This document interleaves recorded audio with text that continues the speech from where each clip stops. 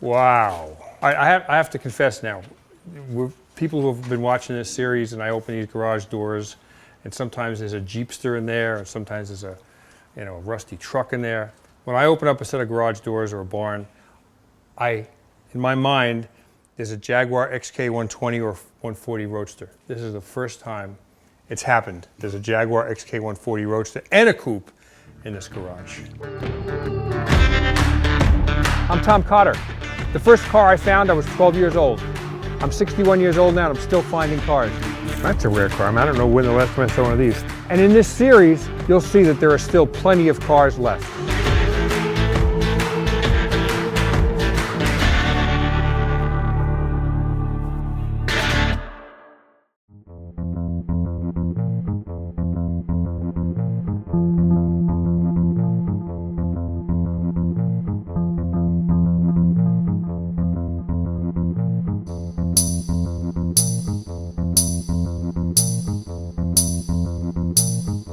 The other day I was driving my Woody down streets in Detroit, just looking for old cars.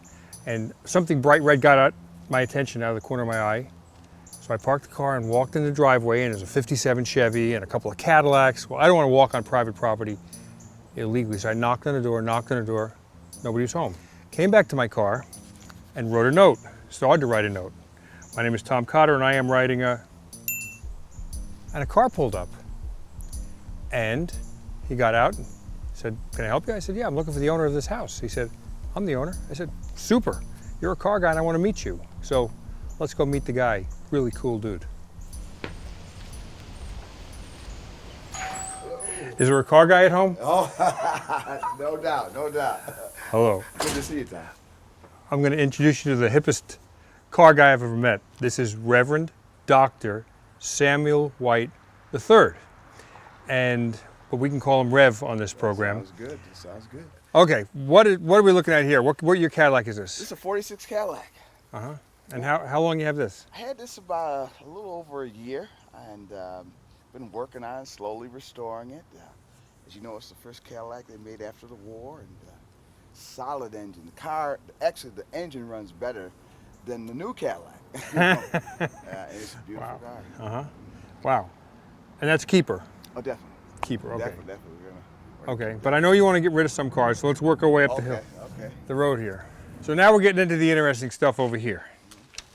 What year is this one? This is a 56 Cadillac. So is this a keeper or are you going to sell this one? I'm open to selling it. You're going to sell this one? Yeah, I'm open to selling that. Yeah. 56 Caddy, 4-door hardtop, sedan DeVille. Runs well? Yeah, runs well. What's it need? Needs body work, needs work, paint. Well, that's a neat one. And so, what would you ask for something like that? $3,000. $3,000. $3,000. Okay. Yeah. Well, that's a good price for a good running 56 Cadillac. Wow. Okay, let's work our way over to the other GM cars here. Chevrolet 51? 51. 51. Is this a long time ownership? No. As I said, I'm a pastor of a church. Been a pastor for 20 years. And my members know I have a passion for old cars. So they said, "Pastor, we got a car for you." So one of my members had the car towed over here and been sitting here. I haven't been able to do anything with it. But I was told that it did run. The guy did have this car running. That just needs so much work that I just didn't have time to work it out. And I know you told me the other day this car is for sale. Oh, yeah, definitely for sale. And it was, I think, a reasonable price, if I'm not mistaken. About $1,000. $1,000. You know, I mean, you can spend your money in worse places. Exactly. You know, it's a complete car. I mean, the dash is complete, all the glass is complete. The drivetrain's there, the hubcaps are on the car. For $1,000, how do you beat that? Right. All right, so this is a 56 Chevy 4-door. Does this run? No, it doesn't run. This is another one of those. Hey, Reverend, we got a car for you. So for a 1956 Chevy 4-door sedan, base model, 3 on the tree, 6-cylinder, Hagerty Price Guide lists this as in fair condition for $9,400. So knowing that, what would you ask for this one? No more than $4,000. Okay, good. No well, less. Well, maybe somebody watching this will knock on your door one day. Great. I think it's a good project, but you have too many projects. Too many projects. Okay, I got it. So that we've already hit in this driveway 1, 2, 3, 4, 5 cars. Do you have any more? Yes. All right. I always say it's not what you see, it's what you don't see. Ooh. Now, every man has his own sanctuary. And this is my sanctuary. All right. This is my little private heaven. Wow, a private heaven. Wow. I have to confess now, people who have been watching this series, and I open these garage doors, and sometimes there's a Jeepster in there, and sometimes there's a rusty truck in there. When I open up a set of garage doors or a barn, in my mind, there's a Jaguar XK120 or 140 Roadster. This is the first time it's happened. There's a Jaguar XK140 Roadster and a coupe in this garage.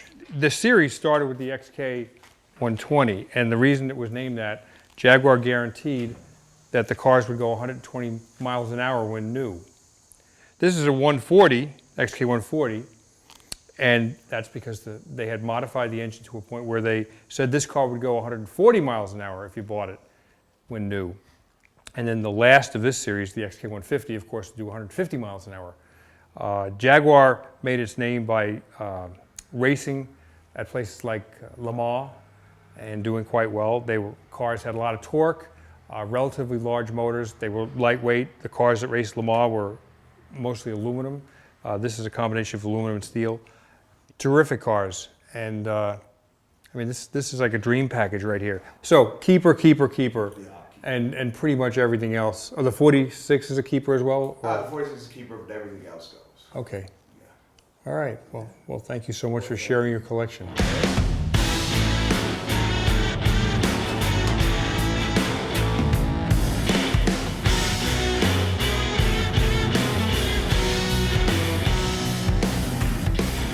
We've been invited into the barn of Jim Ostrand in Lenox, Michigan.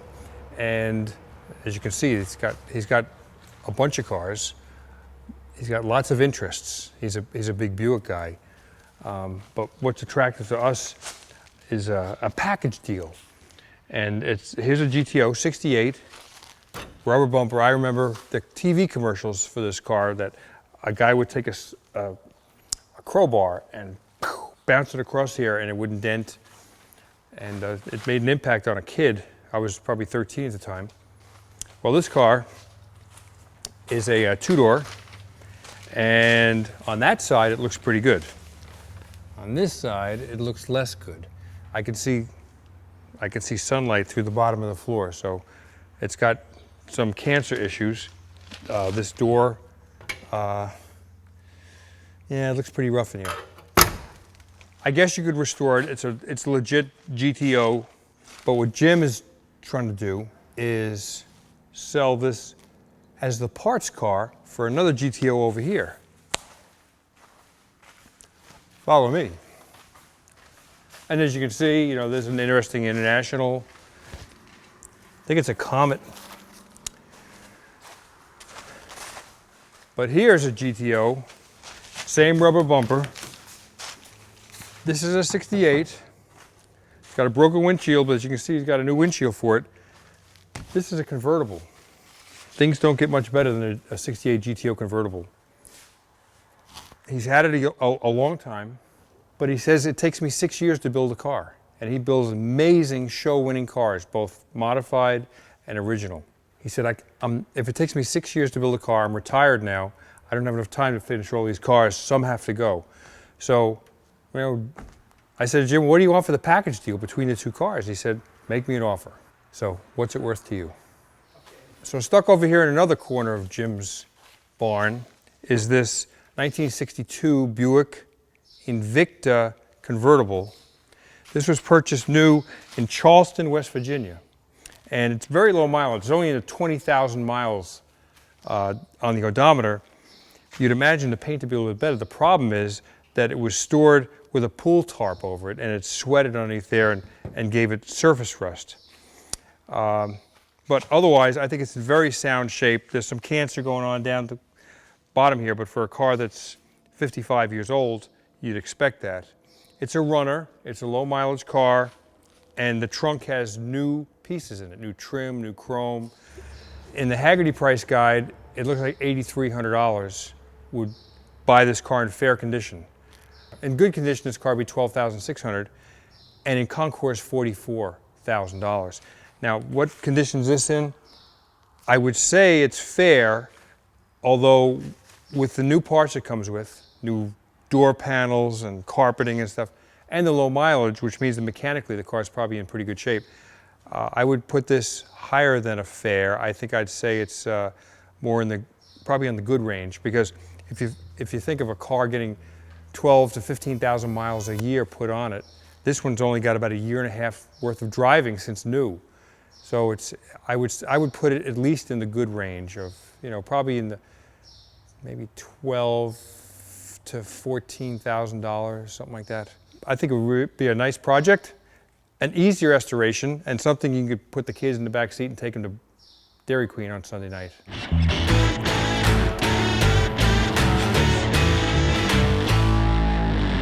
When you think about barn finds, you think about an old creaky door that you open up and finding a whole bunch of rare, interesting cars. Well, this is it. This is what barn finds look like. We're still on Jim's farm, and Jim would like to thin out his collection somewhat. So these cars are pretty much all for sale, except one. Let's start at the first one down here. It's a very rare car. It's a '54 Buick Skylark. Skylarks were the kind of really the top of the styling line for Buick. They had special body, special paint, special wheels, special treatment. They would paint a car color under the fender. So if you had a white Skylark with, say, red interior, you could have red painted under the fenders. The fenders were cut, scalloped, almost like a custom car. It was very limited production, it was expensive and desirable back in the day, and they're desirable now as well. This is a '64 Thunderbird. This is a pretty special car. It's got the optional chrome wire wheels on it, and it's got 3 of them on there, and there's another one in the trunk that's a spare on there. This car needs a full restoration. 57 Buick, 4-door hardtop. And again, a hardtop means there's no pillar here. So you open this door and this door, open the windows, and there's no pillar here. If it was a sedan, it would have a pillar here. So it's a body style that's desirable and attractive. You can see this car has had relatively recently a paint job on it, copper and white, copper and ivory. But if you look down here, originally this car probably was pink. You can see the original color peeking out from where the trim had been mounted. This is called a Caballero wagon. And if you look at this attractive line here, this almost looks like a coupe line. This is the line that a coupe would have.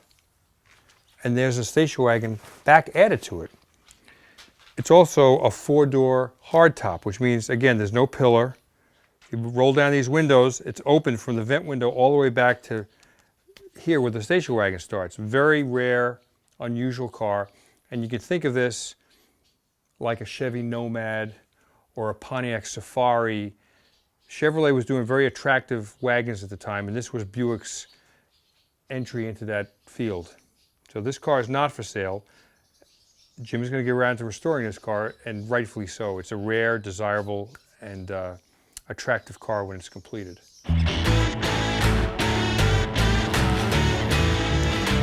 We're in one more barn, a little barn way in the back of Jim's big barn and bigger barn. To look at a Ford tractor? No, not really. Come back here. The little barn has the littlest car, and this is called a Jabro. It's a little sports car that was built in the '50s by a guy named James Broadwell. James, J-A Broadwell. And it was powered by a Crosley 4-cylinder motor. Crosleys, remember, were little tiny cars built in the '50s. It got great gas mileage. Well, there was a sports car version of it called a Hot Shot. Well, this was even sportier and lighter weight, called a Jabro. And this car would race in the H-modified class of the Sports Car Club of America, SCCA, and do quite well, actually. They got great gas mileage. They didn't need to stop and make pit stops. So on an efficiency or performance level, these cars did very well against cars that had more horsepower and much faster. it would be one of the cheapest ways you could go racing in vintage sports car racing is to buy something like this, and this one probably could be available for the right price. He won't give me prices on anything. He says, give me an offer. So here it sits waiting for the next loving owner.